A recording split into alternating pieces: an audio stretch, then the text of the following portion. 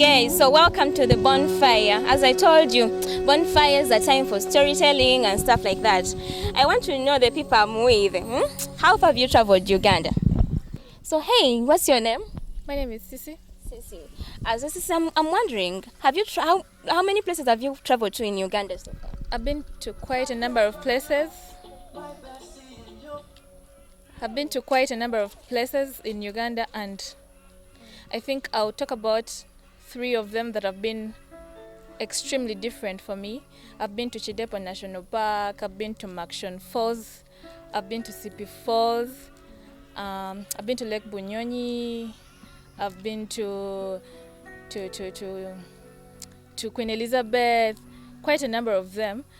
But I think Uganda is a place to be. Okay. It's the less I can say about it. Okay. Yeah. So what was your favorite in all those ones that you're mentioning? Were all of them equally nice?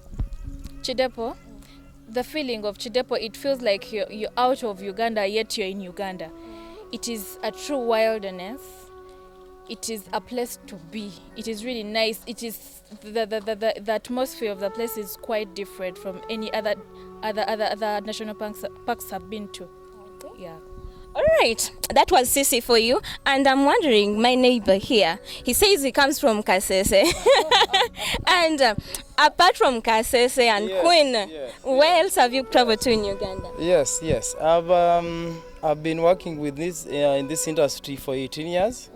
I've been managing a couple of businesses. I worked with Mbali Resort before.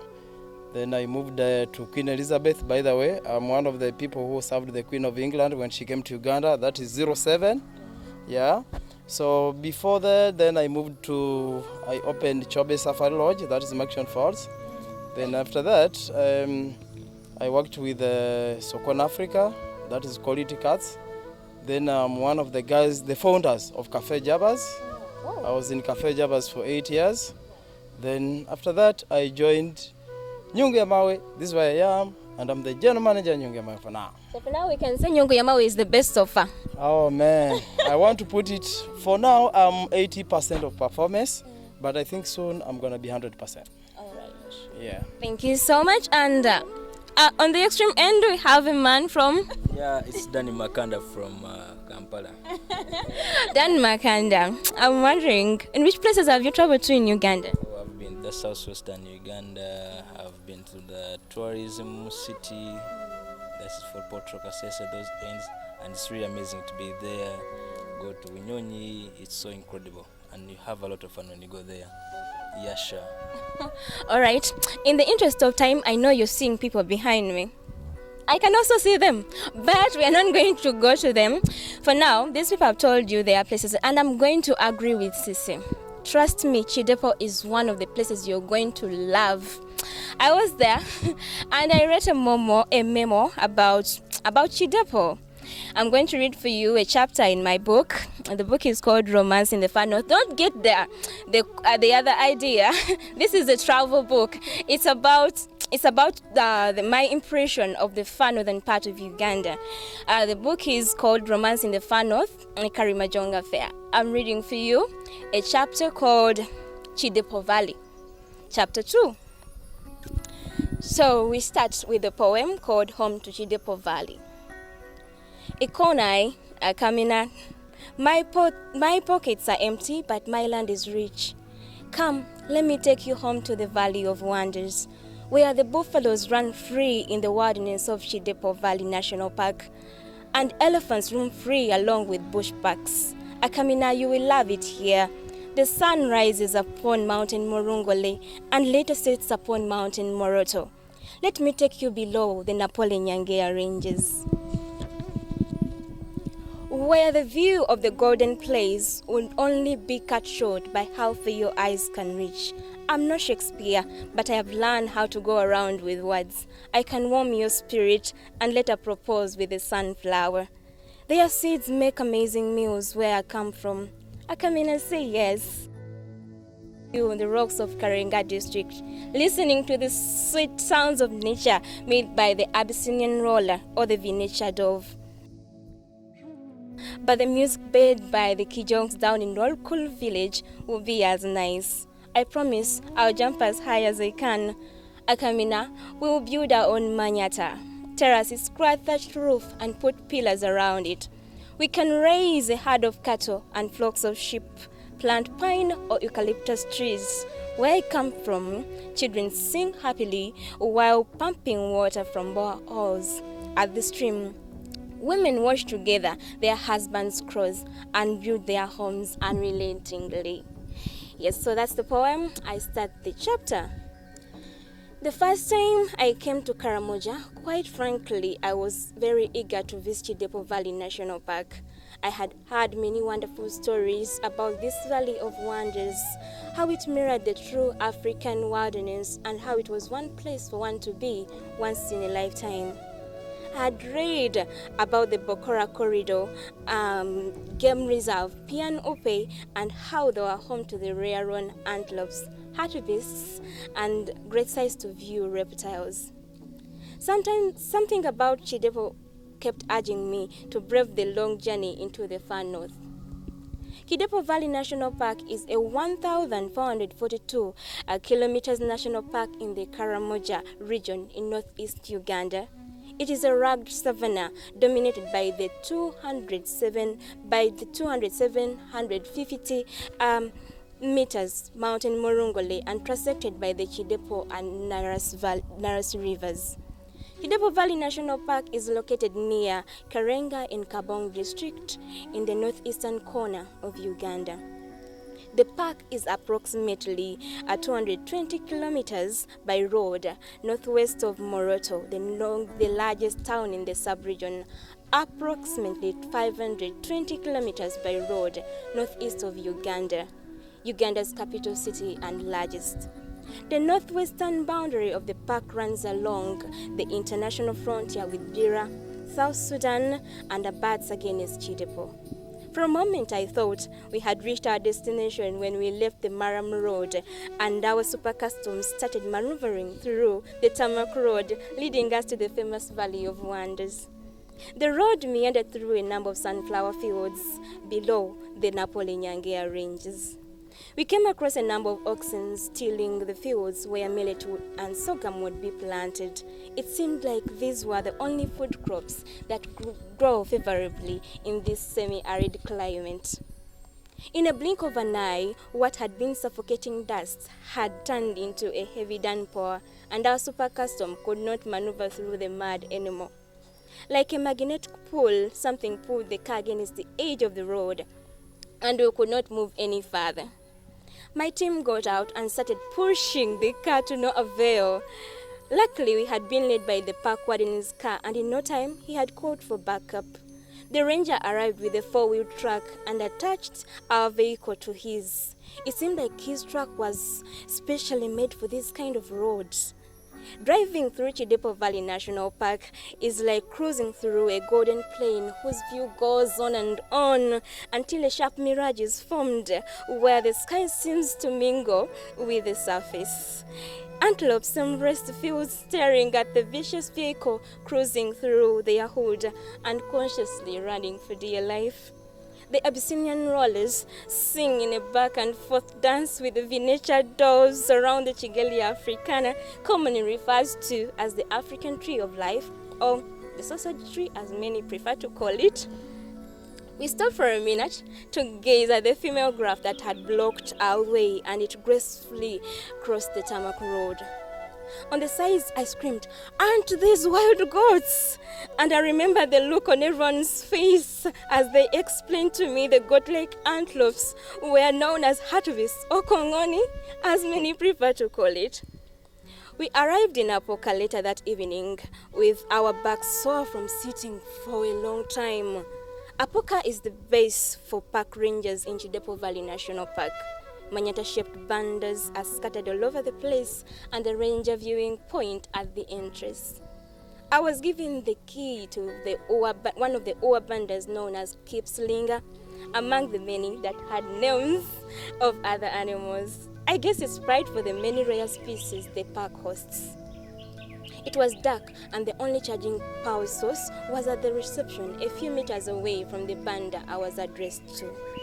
They seemed like being next to my After my long anticipated shower, I made my way to the reception, past a number of glowing jackal eyes in the dark. They seemed to like being next to my banda. In the dining hall, a few meters away from the campfire, were these crazy groups of tourists. It was nothing like I'd ever seen before. Each table played a different kind of music, and I sat there wondering how they made anything out of it all. We were served chicken and rice and fried rice by this nice chef in a white apron, whom I forgot to ask his name. That night, as I retired to my warmly laid bed, I noticed an opening under my door, and as much as I loved animals, I wasn't sure they were aware of that. I decided to block the opening with the dirty clothes I had worn that day and calmly retired to dreamland. In the morning, I noticed a ray of sunshine peering through the opening I had covered with my clothes in the night, and suddenly I opened my door to search for the clothes I had used to cover the opening. I don't know who or what, but they had been dragged into the fields in front of my banda. I picked my clothes up and went to freshen up. The ranger who was assigned to take us for a game drive that day arrived. He was called Zakaria, but preferred to be called Zach. He seemed to be proud of his job, for he kept boasting about how him working with Hua had opened great doors for him in ways he could never tell. "Welcome to the last Eden," he said with a magnificent smile. Kidepo Valley National Park is also home to the largest herd of buffaloes in Africa, he added, and I thought he was blabbing. Not long after we had made this assurance, we came across a large herd of buffaloes staring cunningly at the vicious vehicle in their hood. I got lost at counting. It was nothing like I'd ever seen before. Birds resting upon these dark creatures and some rolling in the mud. It's a mechanism they use to shield themselves from the sunshine. He later on took us to Kidepo Savannah Lodges, where we had omelets and fruit salads for breakfast. The view of the golden place got it better, having to be viewed from the serene porch. Later that day, Zach took us to Lorukuru village, one of the Kijong communities adjacent to the national park. We were welcomed by happy natives who had decorated their bodies with beads and face piercings. The men had ostrich feathers on their hats, and they whistled as they jumped up and down. The Lorukuru natives had gained a great deal from the tourists who visit Kidepo Valley National Park. They perform different cultural dances and take them for a tour around their traditional villages. One of the community members, called Kieng Stella, said the young men in this village had also shunned poaching because of the 20% revenue given back to the community by the Uganda Wildlife Authority. As the sun got ready to set upon the Nyangea ranges, Zach took us to his manyatas, where he lived happily with his 2 wives. In Africa, it's a man's pride to have more than one woman. He had planted a large number of pine too. We arrived back in Apoka at around 8 p.m. and we all retired to our bandas to freshen up and curl up in our warm beds. It had become my habit to have something to block the opening beneath my door, and that night was no different. I folded my favorite cargo pants and put them in the door. The following morning, my sleep was interrupted by a sharp ray of light peering through the opening I covered with my favorite cargo pants. They were nowhere to be seen. "Must be somewhere around," I muttered as I opened my door to go search for them in the fields, but they were nowhere to be found. Agitated, I made my way back to the banda and furiously packed my bag. I found my pants later on in the fields, tattered in pieces, with a few bundles away from my own, and I knew it was the jackals. As we got ready to set off, I looked at the poor innocent thugs wagging their tails past me as I boarded our vehicle, and I chuckled to myself. The poor things might have wanted me to stay a little bit longer. So that's the chapter 2. If you want the full book, you can look for me. That is it. Thank This is you. wonderful. Thank you so much. It's beautiful. I've loved it. You kept laughing throughout. Because I know the whole experience. Me listening to that, I know the whole thing. That is what happens. You going to Kidepo and you don't get stuck in the wild, I don't think it's an experience. Because me first, when we went there, we got stuck in the mud. The car couldn't move. We had to wait. So me, I was worried, what if the lions find us here? Then even the second time, we got stuck because of fuel, because the route we were supposed to use, I think they were renovating. So we had to use another route that is longer. We had to be far from within Kidepo to Moroto. It was about 12 kilometers. We had to wait for about an hour to wait for this guy to bring us fuel. So Kidepo is a place. Yeah, so That's good. Yeah. I've loved it. Nah? It is very marvelous. It's massive, actually. Oh, yeah? Yeah, but it's good to move as well. You know, go to Maction Falls. You know, like me, I've been to all these places for a very long time. Maction Falls, Chobe, Para, Moya Safari Lodge, whatever. Now I'm in Nyungamawe. So, I mean, when you move, you learn more. Actually, I appreciate the Madvan group of company. They took me to Masai Mara, that is in Nairobi. Nairobi, Masai Mara is one of the most expensive places in Africa, where someone may not love to go, because at the end of the day, the place is blood expensive. So when I got that experience, yeah, here we go. We learn more through each other. All right. Have you traveled? Yeah, Have you sure. done something like that in the world? And shout out to all those people that really move. And I call upon all other Ugandans, all other people out there to come to Uganda, to Kidepo. Have such kind of experience in the wilderness. It's really fun here in Uganda. Yes. What's your name? BK Baker. BK Baker. I saw you watching us from a distance as we read our book. Yep. What do you think about it? It comes with the hurdles of local tourism. I had you read about the muddy roads. This is the fun of everything, and this is what we need to promote: local tourism. It is nice, it is beautiful. It can't just be smooth, otherwise you won't get the experience. Yeah. I think it is so beautiful, and I'm looking forward to the next part. Oh yeah. Thank you. You just have to buy yourself a book. I should. Right now, I can do that right now. Okay. And it's like a movie. Oh, yeah. It's like a movie. It's amazing. Oh. It's really amazing. Thank you so much. All right, It's thank quite you. an experience. Thank you. How do you find Nyungamawe? This place is bringing something that I've not seen in a while. Personally, I've had a tour around, and the many things that have come to light, the cinema, the new feeling of the cinema that they're trying to bring up, and the whole total atmosphere of the trees, this breeze, something else. I really can't wait for it to get all up to speed. It's very nice. All right. Thank you so much. That was one of our local tourists for you. So what do I say? We wrap up with this bonfire with a dance.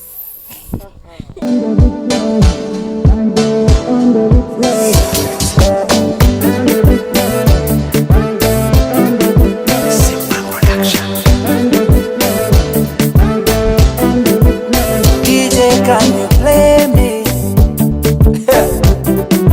I want to dance in my journey. Yeah. When you play me that music, you play the music that we like. And every time when we dance together, we dance the music that we love. Hey, 1 in a million, the body move it so spiritually. Yeah. 1 in a million, the body move it so spiritually. Yeah.